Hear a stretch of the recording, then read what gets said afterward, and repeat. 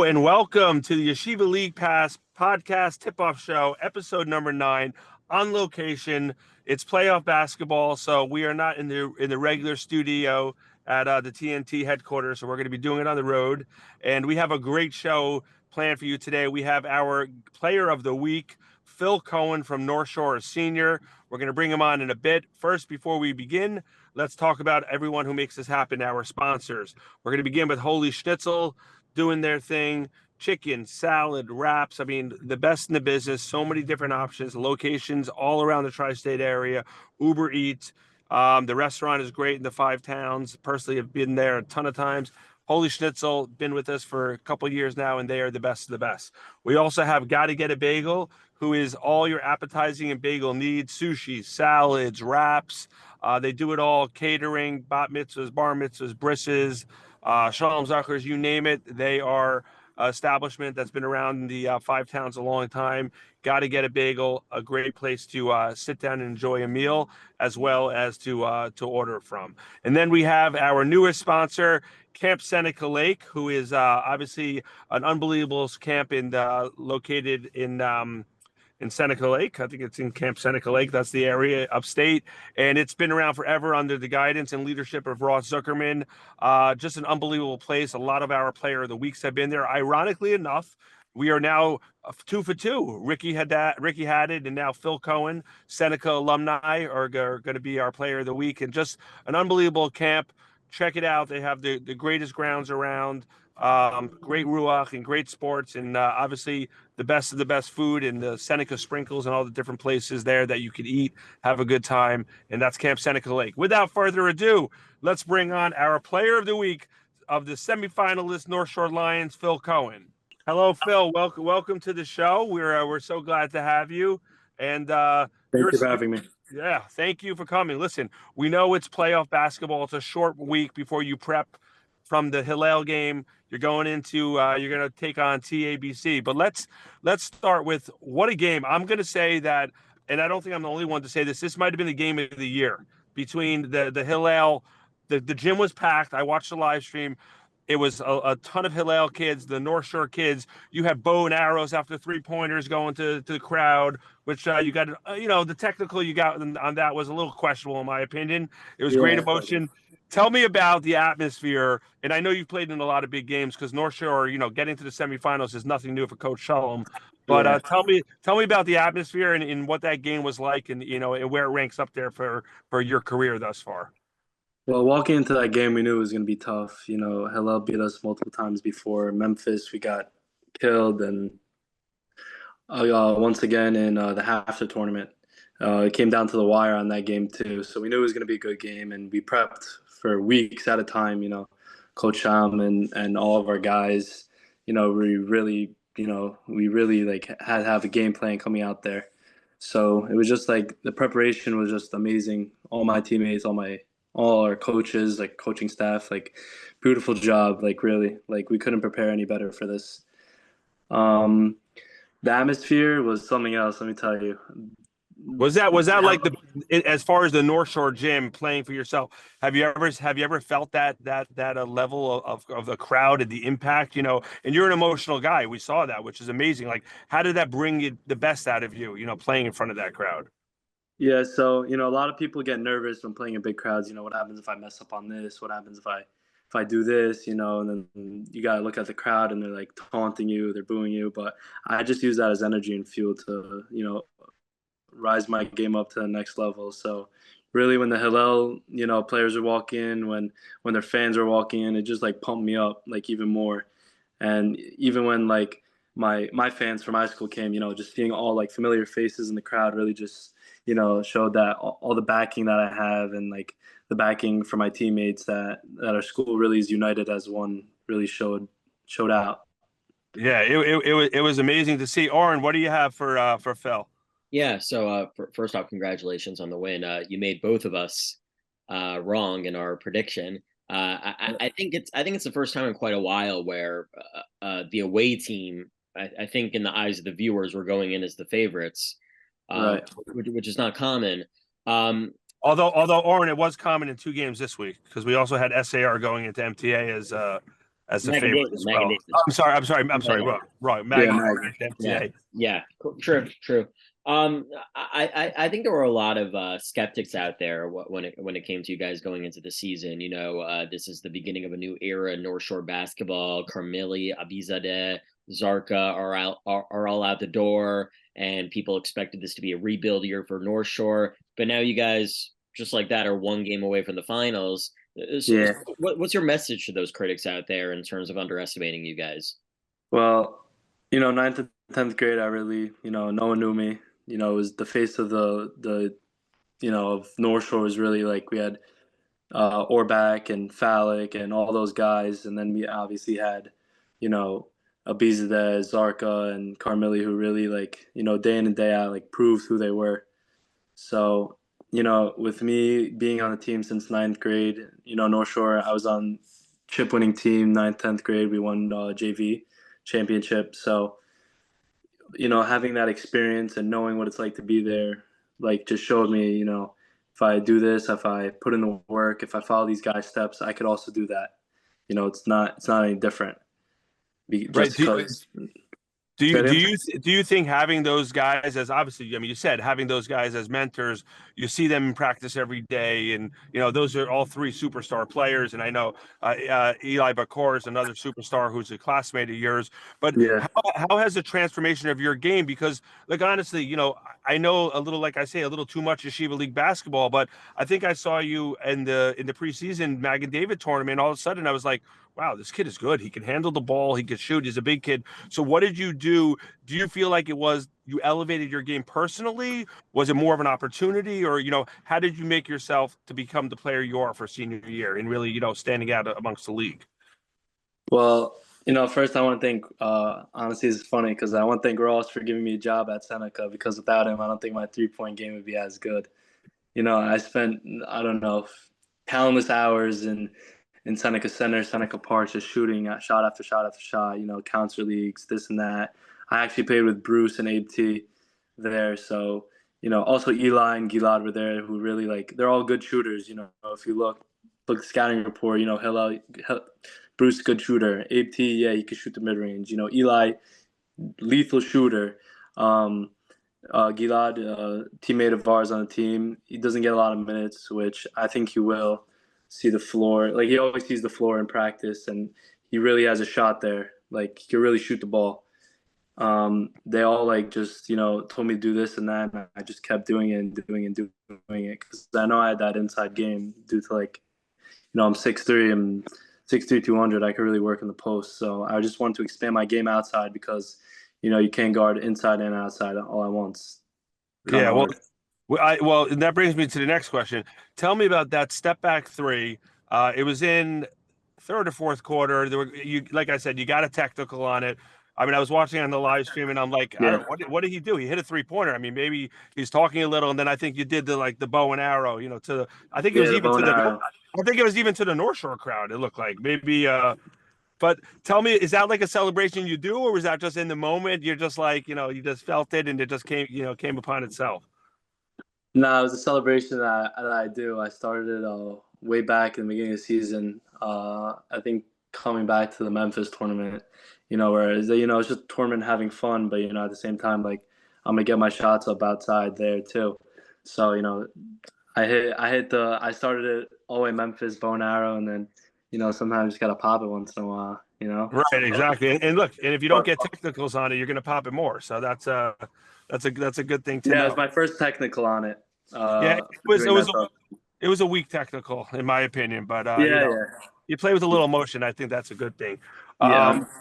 What do you expect now? Like, now you got to turn around. Obviously, if we told you at the beginning of the season you're going to be in the semifinals, as much as the optimists you guys are, and as much belief you have in your teammates, I don't know if you ultimately would have said, okay, we're a semifinal team, but you're here now, and obviously now you're knocking on the door of playing in Championship Sunday at YU. So I know you guys are in full belief. What's the thinking and, you know, the magnitude of going up to TABC, and, you know, the realization that you guys are literally one game away from you know, playing on Championship Sunday? You know, last year it was the same thing. You know, everyone doubted us. You know, North Shore going 7-7 in the playoffs. we had to go to TABC, quarterfinal game. We went to TABC and we got the job done there.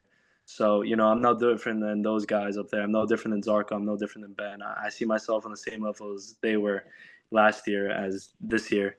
So, me and Eli and Charlie and all our guys going there, I think we have a great chance. We've been prepping a while now for them since right after Hillel. We had practice. So, I think if we do all of our jobs, take care of business, I think March 16th is our day.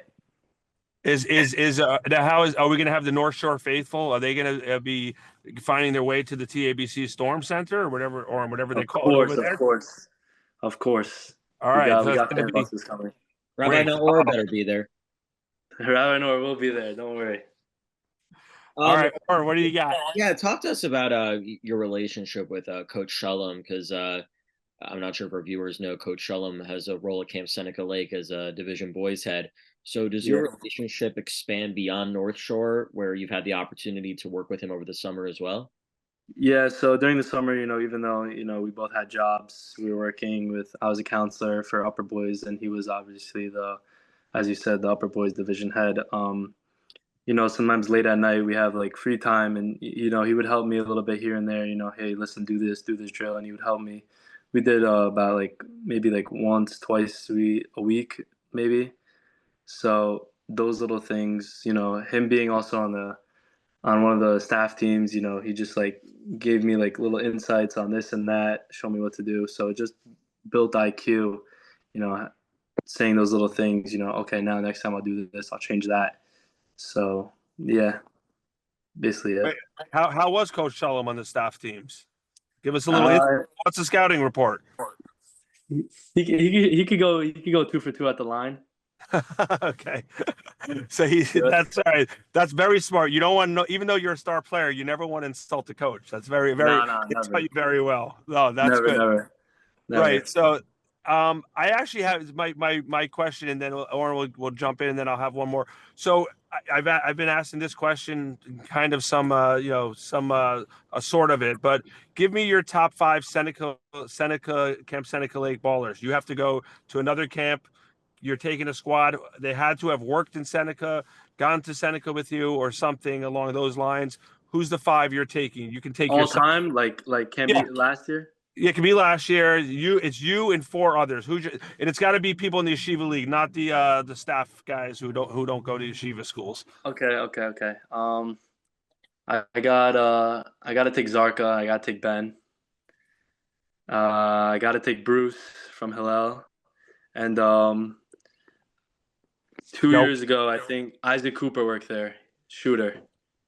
Yes, Flatbush, sure. Yeah, so whenever we went to Flatbush, we always Isaac Cooper, shooter. He all right, makes everything.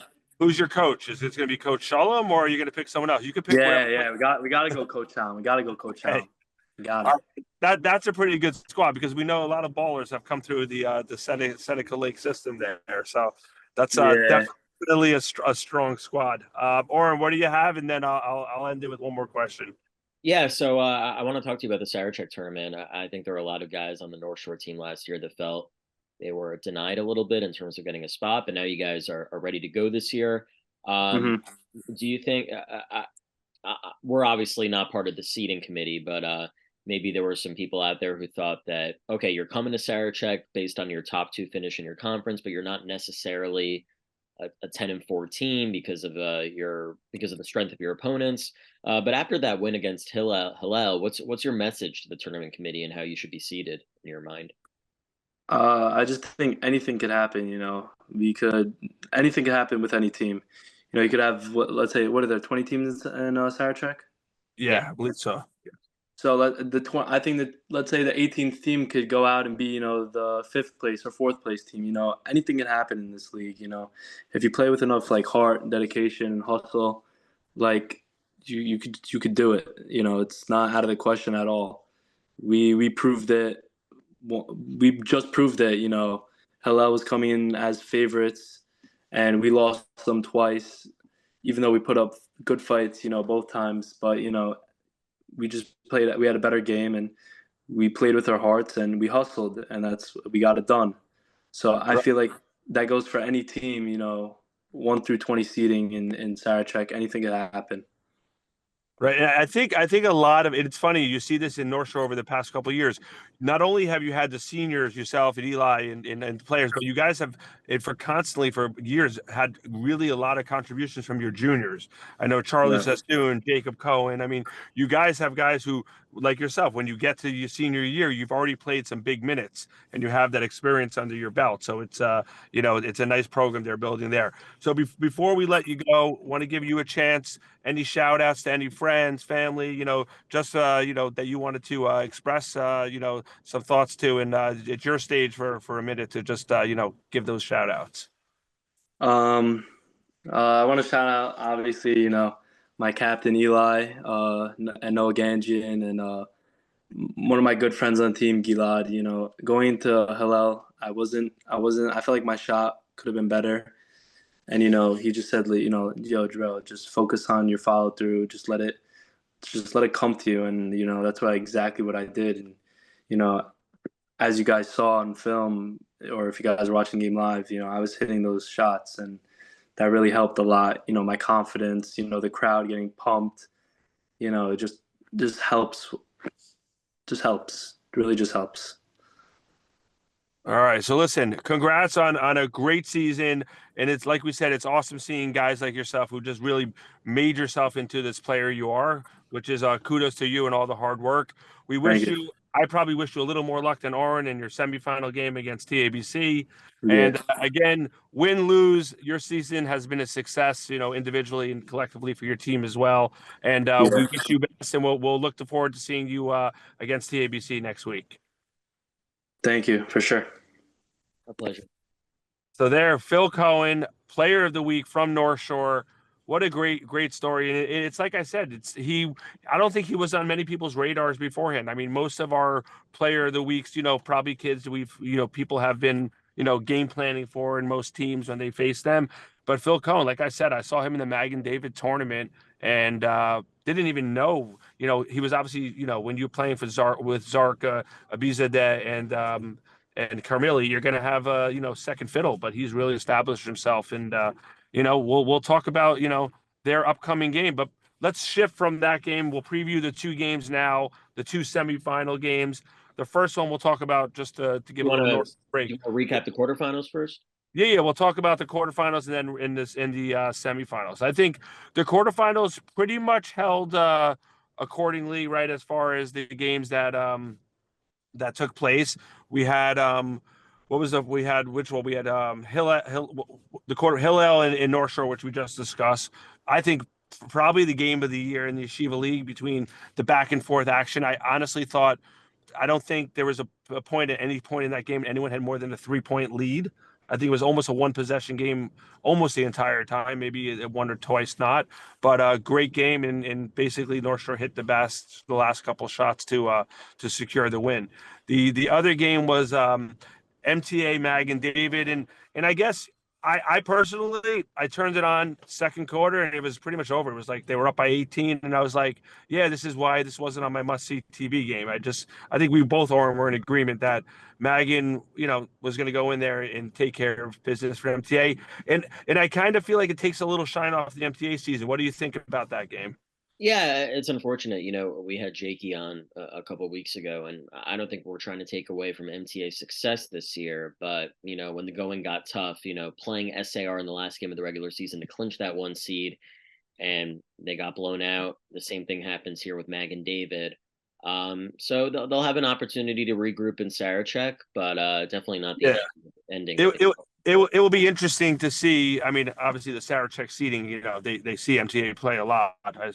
I should I don't even know who's on the committee. No one does. It's like the mysterious thing, but we'll be interested to see where they're seated. I think their seating, I mean, it has had to have taken a hit. If they were going to be a top 8, 10 seed, I don't know if they can, I haven't put all the teams in my head in order yet, but there's no way they could be a top 10 seed at this point with the way they've played against some of the bigger schools and the bigger teams. But we'll see that. The other quarterfinal game was, refresh my memory, that was TABC against Flatbush, right? What a game. I mean, Flatbush up by 10 at the half. It was almost And I know for you, deja vu, kind of thinking back when they played North Shore last year Yeah. in the playoffs, where they just couldn't score. They couldn't score. In that game, ultimately against North Shore, they fell short.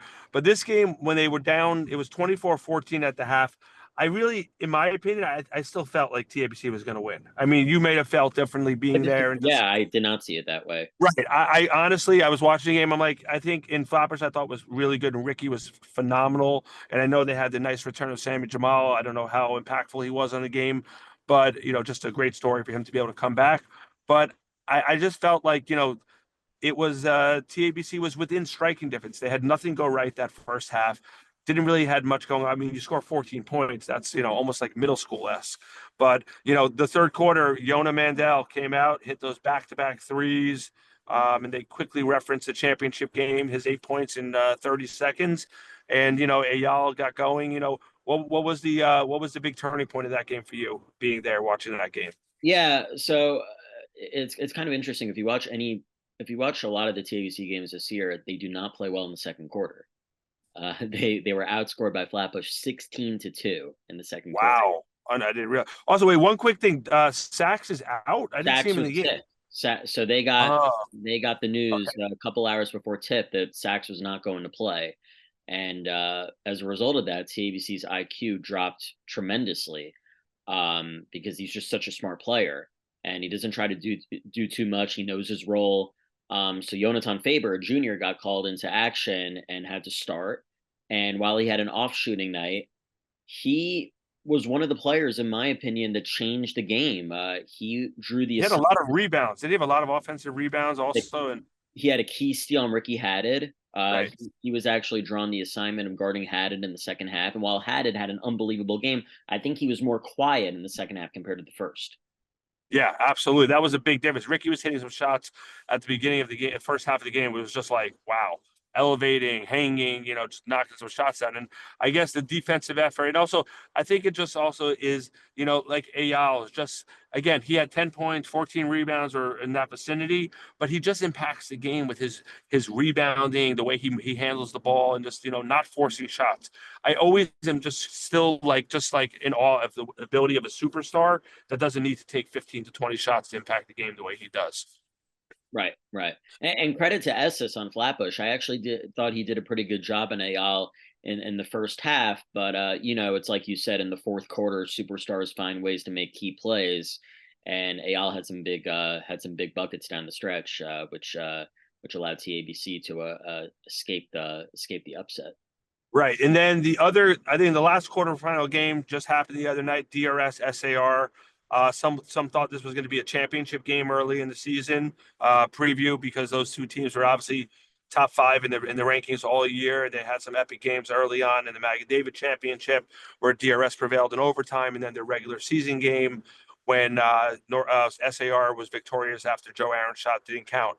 And this game, I don't know if we never really previewed it because the SAR Ramaz game happened really late. But DRS definitely came in as a favorite, but no one would have been surprised if SAR won that game.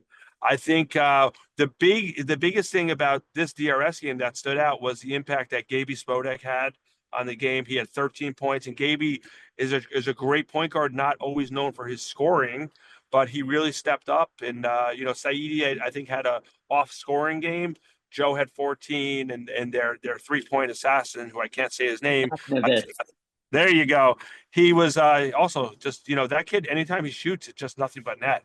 But it was a great game. And I think what ultimately caught up with SAR is that it's a lot of one-on-one play with them. And I think they ultimately, between Weiss and Halpert, I think Ellis was not utilized enough. I think that's the key with what happens with them. They do a lot of ISO, and they have two superstar players who can do that. But I think with the kid like Matisse Ellis, in my opinion, he could have been, he's the X factor, because when he's scoring 15 points or so, they're almost unbeatable. What did you think about that game? Yeah, so I was able to watch some of it. SAR actually started the game out on a 9-0 run. So I missed the beginning, but I saw that in the recap. Yes. Yeah. People talk about the Seattle Seahawks in football, their fans. I feel like the greenhouse is like the 11th man out there.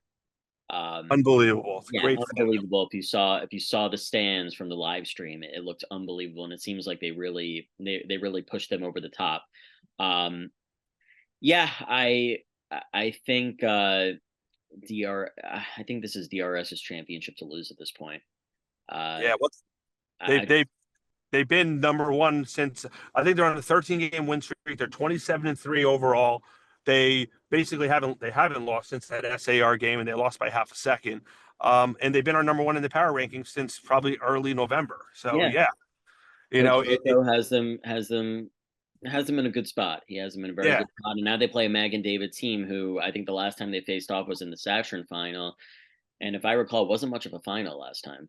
No, no, absolutely. And we'll get into our previewing right now. And I think the big thing with DRS, and again, this is a testament to Joe Aaron. They're really spreading the ball around. Like, they're like Joe's capable of scoring 25 points a game, obviously, with his ability. But the way to win championships, especially when you get to the final four, six teams or so, is to have a lot of multiple scorers.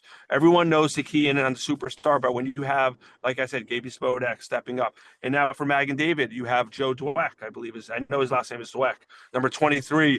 Again, Phil, you think Mag and David, you think Josh Shabbat, obviously Phil Scher, and now it's that third scorer who really elevates your team. And I think Joe Dweck is doing that for Magan. This is going to be the fourth. They've already played each other 4 times, Magan and DRS. DRS has defeated them all 4 times. DRS is coming into this game with a tremendous amount of confidence, clearly the favorites, and I think they know that, and they're playing at home. Everything is there, and everything I'm saying is exactly what Spike is going to be telling his team at Mag and David. Guys, no one thinks your season is a success. You made it to the semis. Spike is going to look at them and say, you guys have done nothing. You're a championship team. That is a Mag and David mantra at the beginning of every year, and it really is. And they're going to come in, Josh and Phil, with ultimate confidence. I think they're going to have a nice crowd who's going to try to not sneak in, but get into the greenhouse and find some seats there. And it's going to be a great game. We'll talk about our predictions, but I think the biggest thing for this game is I think Joe Dweck, Phil Scher are going to really have to score because Josh is going to get his points, but he's going to really have to work hard. They're gonna throw that zone at them, but it's going to be if the third scorer can really get going for Magan. What do you see? What's your prediction on this game, Magan, going at DRS? Yeah, I totally agree with that assessment. I think Josh Shabbat can drop 20 to 30, and Mag David could still lose the game by over 15. So he's going to need contributions, whether it's from Dweck, Cher, obviously, and I'm going to throw in another guy, Max Abed. I think he needs to hit some key outside shots in order to keep Mag David in the game. Yeah, they're. I think if we go in, I'm going to give a spread. Magan going into DRS in the semifinal game. I'm going to say, and it might ultimately, in my opinion, be a little more, but I think with the heart of a champion that Magan has, I say they're -8. They're probably an 8-point underdog. Again, they haven't beaten them in 4 tries, but if you told me and we do our show next week and Magan won, would I sit here and be like my mouth dropped? No, I'd be very surprised. But I'm going to pick DRS to win this game, and I think they win by about 9-10 points. So if I say I guess Magan covers the spread, but they still end up losing. Do you cover the spread if you lose? If the spread is 8, am I saying it right? Yeah, I believe so. Okay, so I predict that DRS wins on a score of 69, not 69, 64 to 55 in that range. What's your prediction on this game? Yeah, I'll take DRS over Magan. 56-40. Win by about 16. Mhm. I think Magan maybe keeps it within single digits at halftime, but the second half they're just not able to keep up with the Right. Wildcats. And also, what's going to be very interesting, and I think, this just came into my head, this is going to be a game where the shot clock is really going to be a problem for Magan because I think with the way that the Magan coaches coach and how smart they are with game planning, if there was no shot clock, they would limit possessions. They would really maximize their opportunities to score. To say listen, ball's in our hand, we could win a game 32-28. When you have that shot clock, it changes everything. And that's when people say, "Oh, I don't know the outcome of a shot clock. It really didn't do anything." Yeah. It's not just the last minute of a game; it's the way of the flow of a game. And if you're an underdog, you're going to want to limit possessions. And I think this game, with the shot clock, will be a big factor in helping DRS, use their talent to get the victory. So we're both in agreement. You have them in double digits. I have them about by 9 points, and we both predict DRS to advance to the championship Sunday, which I think is where they thought they'd be at the beginning of the year. And then in the other game, you have obviously the another big underdog, right? North Shore with our player of the week, Phil Cohen, going into the Storm Center. Is it what is Weather it? Center. The Weather Center. Okay, I knew it wasn't, but I knew it was something with weather and storm. The Weather Center. Again, I think as Phil said, I think North Shore is going to travel well. When you know you're a game away from the championship, people love coming out to those games. So it should be a tremendous environment. And I will say this, and you said DRS has the number one environment. TABC DRS, in my opinion, it's like 1A, 1B. Like I think they have the greatest home crowd impact. But this is going to be a really interesting game. TABC is definitely the favorite. They're a game away from being in the championship. They're coming off of a game where they didn't play their best, but they were victorious over Flatbush by 3 points. The key to this is North Shore. Who's going to control Ayal down low? He's such a presence down low with the rebounding, the offensive rebounding, the kicking out, and we're hoping David Sachs is back. We assume, right, if it was just an illness, that they will be at full strength. And I think, like you said, having Farber play in that other game, get meaningful minutes, will be a big help to TABC. What's the biggest thing you're looking at in this game at North Shore coming at TABC? Yeah, so it's actually interesting. You had mentioned the shot clock in the previous preview, and Coach Oz actually made a comment to his team after the game. He doesn't think they beat Flatbush without a shot clock. So yeah, I mean, I agree. I think it's and you see it in these games now. It's just true. Like people don't understand when you're in what Flatbush would come in as a tremendous underdog, and if you can take 2-minute possessions and it's only 8-minute quarters, like you can limit, all you need to do is be within reaching striking distance. And like you said, Flatbush was at the end of that game, but probably would have more so without the shot clock. yeah. So obviously I'm not going to make a prediction, but sometimes with top tier teams, they need a good kick in the tussles, and I think TABC got that with Flatbush the other week. So I think the odds of them coming out flat back-to-back playoff games are slim. But obviously this is a game that's finally officially in March, so anything can happen.